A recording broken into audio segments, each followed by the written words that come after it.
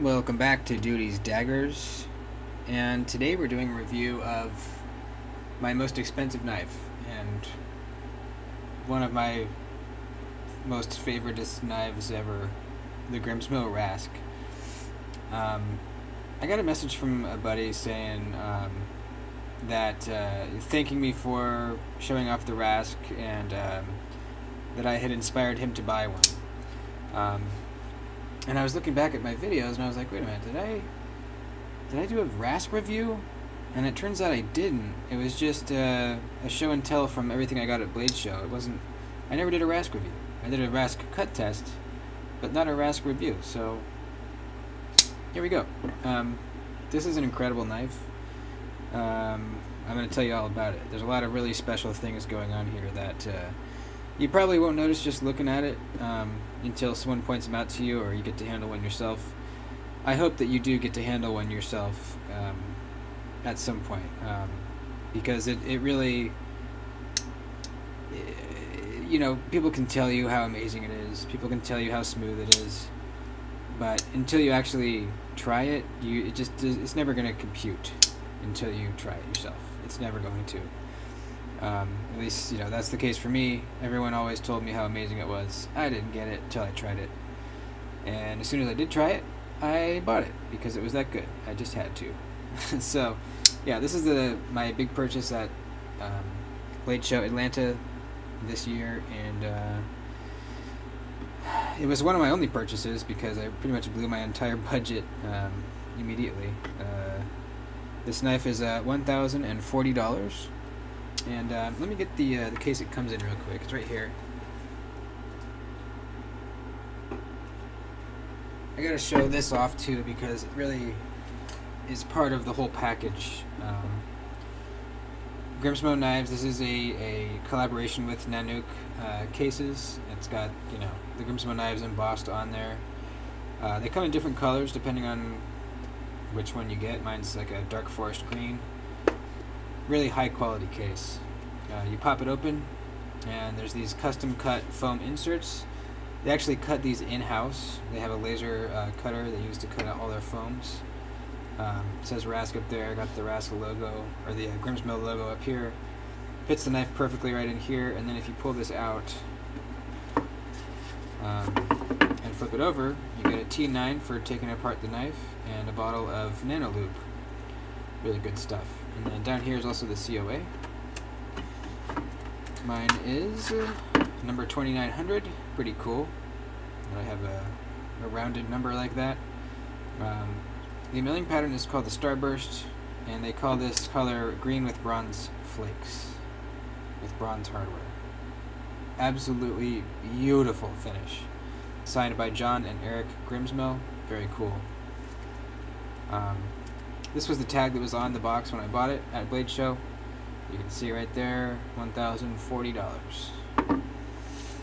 Worth every penny. So let's talk about the knife. It's a titanium frame lock, you know. Flipper only. Man, I mean, just look at it. Look at how tight everything is. The space between the two scales and the blade is, I think, the tightest I've ever seen. It's absolutely insane how close these sides are to the actual blade without touching them at all. Get a closer look. It's wild. It's wild the level of precision that goes into these knives. And you can hear me say that and say, okay, yeah, they have really high precision knives, but I recommend you go watch some videos from the Grimsmo channel because they really go in depth on certain processes that, you know, are required to make these knives as good as they are. And they get pretty in depth on how they do those things, and it's insane. You know, they're talking about just the such tiny fractions of measurement, decimals down to I don't even know, the 10,000th maybe, I don't even know. Just really extremely small measurements. Tolerances are extremely small in a lot of spots. it's a really good channel to follow, and not only Rask stuff, but he'll talk about how the Grimsmos are made, or sorry, how the Norsemen are made, the Saga pens, how they're made, and a lot of other cool, just machine shop kind of stuff. And I know nothing about machining, really. I know the very basics, maybe. I took a machine class in welding school, and that's the limit to my knowledge, but it's just cool to see an expert talk about it. So yeah, the level of precision is insane on this thing. I think the way that you can really feel that precision is in the smoothness. I have never felt a knife this smooth. It's really something else, you know. And it's really a result of the surfaces that are moving in the pivot here. We have one surface being the show side scale, another surface being the blade, and then the lock side scale in contact with that side of the blade. Those 4 surfaces need to be very, very flat, extremely flat. And the flatter they are, the closer they can get these clearances in here, and the smoother it's going to be, with still maintaining rock solid lockup. I think that makes sense, right? I mean, if you have 4 completely flat things, they're going to rotate on each other better than if one is kind of like bowed like this. You know, it's just going to mess things up. That's a very basic way to explain it, I guess. And there's obviously a lot more that goes into it. That's just the very basic understanding of it. And that's all really I understand. But yeah, just really, really a lot of care and time went into the making of this knife. The milling pattern is really, really nice. You can see the sunburst pattern starts really small right here and gets bigger. You can kind of see the line where it begins in certain lights. Kind of see it right there, but it fades to such a small thing that you can hardly even tell where it stops. It's so cool. It's on both sides, and on the clip. You get the Grimsmo helmet dude right there on the clip. Look at this hardware. They make all the hardware in-house too, and look at these little dots that he mills around the tooling. See that little ring of dots? How cool is that? Just such a really small detail, but really adds to it. So cool. Big old barrel spacers. It says Grimsmo knives underneath the clip too. I don't even know if I'm going to be able to show you. Kind of see it right there, barely. It says Rask inside the lock bar relief cutout. Get in the right light. Kind of see it down in there. There's also some information right in here. It has the date, May 2024. What else does it say? Proudly made in Canada, Rask, May 2024 is what it says right in there on the lock bar. Kind of see it. There's no billboarding on the blade at all. It's just on the spine. Rask, number 2900, blade steel RWL 34. This was my first time experiencing RWL 34, and I was very pleasantly surprised. I did a cut test with this knife, and the edge retention was very nice. Very, very good. Wouldn't want it to be, you know, I wouldn't need it to be any better than it is. It's great. Probably on par with, like, I don't know, like S45VN maybe, or gosh, I don't know. I think it did a little better than some Magna Cut. So right around there maybe. The detent is really nice and crispy. Look at this flipper tab. Look how rounded that whole underside is. That's because in the open position that becomes a little choke up spot. You're kind of resting right on top of that flipper tab, and it is so rounded over, creating just a luxurious spot to rest your your forefinger, pointer finger, right in that little area. So comfortable, man.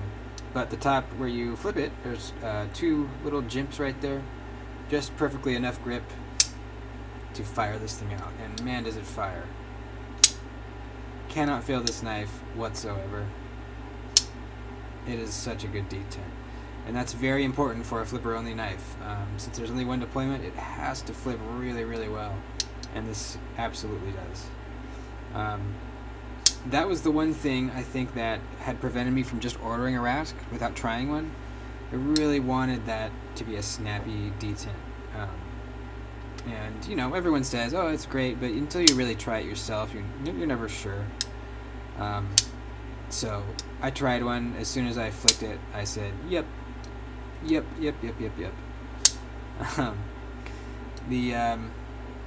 When you disengage the lock bar, you know how it kind of stops and then the D10 ball has to jump up on the tang. The space between it being locked up and jumping on the tang is very, very, very minimal. So here's locked up, disengage. There's where you hit the D10 ball hits, and then boop. Now you're off. Now you're on the tang, and you can swing shut. This is insane. Look at this. Look at that. That's with the pressure of the lock bar pressing that D10 ball down on the tang. We are still flopping around like this. That is unheard of. I have never seen a knife do that ever. It is bonkers. The way the Rask is designed, the blade is almost completely hidden within the handle. That's something that John Grimsmo in particular really likes in his designs. He likes the blade to be hidden. I was watching a really interesting video of John Grimsmo talking with Shirogorov. I forget his first name. You know, Shirogorov knives. They were talking about knives, and John was showing him his new button lock design. And Shirogorov was saying that he was asking why the blade was completely inside the handle, and John said, well, that's just how I like it. I think my OCD kind of wants, it's cleaner. It's a cleaner look to him, having it hidden inside the handle. Shirogorov was saying, well, it doesn't have to be, why don't you try something else? And he was like, you could tell he wasn't really having it. He was like, no, it needs to be hidden in the handle. Me, I don't really care either way. There's a lot of designs that I like that, the blade's not all the way in the handle. In fact, I think most knives aren't fully hidden by the handle. This one just happens to be. And because it is, you get this really cool flushness right here with the spine and these 2 scales. It's just really cool how perfectly flush this is. It's really cool. Very cool. Perfectly flush around the top here, too. Like, just absolutely perfect. It's crazy. Like I said, lock bar relief cuts on the inside, so this just slides in your pants pocket so nicely. The clip is excellent. It works amazing, and it fits the knife so well. Yeah. The Rask is 100% worth the $1,000. It really is. This thing is so thin behind the edge, it is bonkers. Let me measure it for you. It is a slicer. Not only is this an absolutely beautiful knife with incredible action, but it is a cutter, dude. It is a performer. Let's check the blade stock thickness. It is 124 thousandths. And then back behind the edge, 6 thousandths right there. Let's go up a little bit. 6 thousandths again. Let's go up a little bit. 6 thousandths again. And at the very tip, it widens up just a little bit to, looks like 12 thousandths. That is insane. I think that's the thinnest measurement behind the edge of any of my knives. 6 thousandths. That's crazy. It feels really interestingly cool, weird when you run your fingers like this. It almost like it just disappears into nothing when you do this. It's so bizarre feeling. It's amazing. You know, the way he ground this, or I don't think John grinds him, I think it's one of the other guys on the team, but whoever ground this at the Grimsmo team did it in such a way that you saw our measurement up here was still really thin at like 13 thousandths. But then you flip it over and look at the spine, and it's not a fragile tip. It's a fine tip, but it's nowhere near being like fragile to where I'd worry about it. That's just, they did such a good job grinding this, you know. You don't need to have a thick measurement behind the tip to have a nice sturdy tip. You can have it nice and thin as long as you grind it correctly. Now the sharpening foil plunge grind is pretty good. It's definitely has separation. There's no smile, and I think you'd be good for a few sharpens. The plunge grind itself is not, it's not like a tight radius plunge grind. You can tell, let's see, right about here is where it starts to get thick, and then, you know, it gets thick all the way up to the full thickness. So right about here, and you can see the edge termination is pretty far away from that. We got a good distance. So while it's not like the most generous sharpening choil ever, it is absolutely good and perfectly adequate for a few sharpens. And honestly, I don't think I will ever sharpen this knife, probably. I carry it and use it for sure. I don't carry it to work, but it's in my pocket most weekends, at least one day in the weekend. And I use it for just around the house stuff.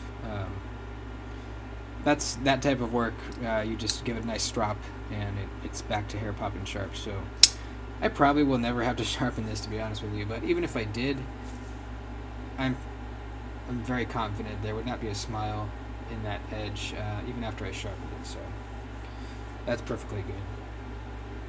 The ergos are really nice, really nice. Choked back, you're kind of braced up against that flipper tab, giving you a nice secure feeling.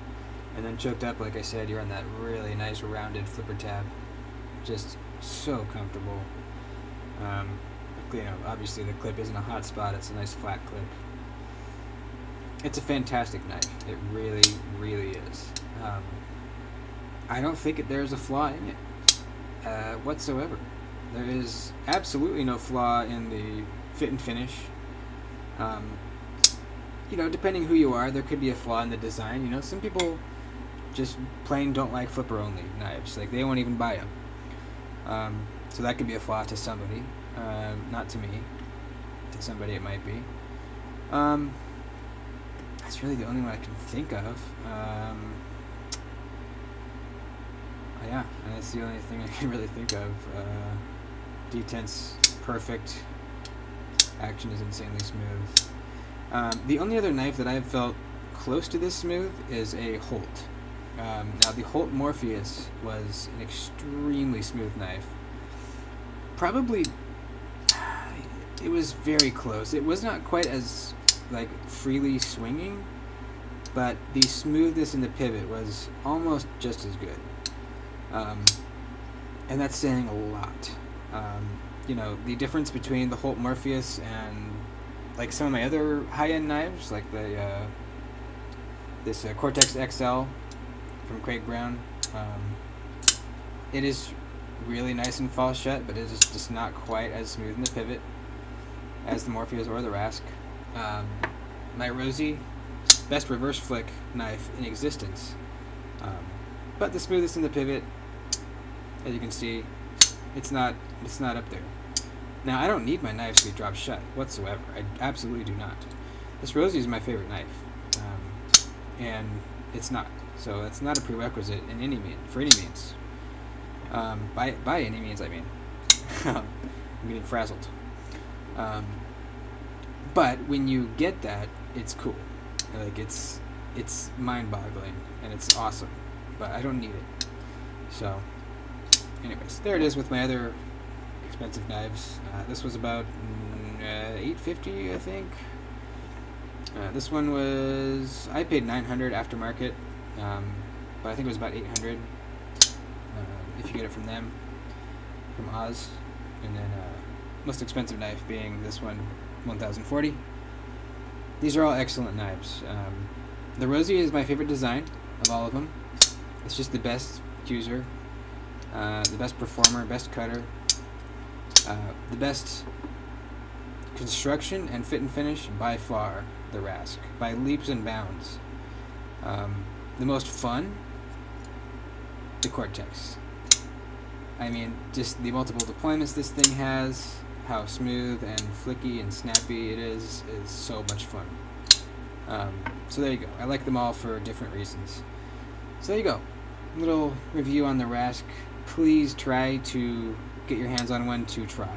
You need to flip this thing and experience this unbelievable smoothness and impeccable fit and finish. You must.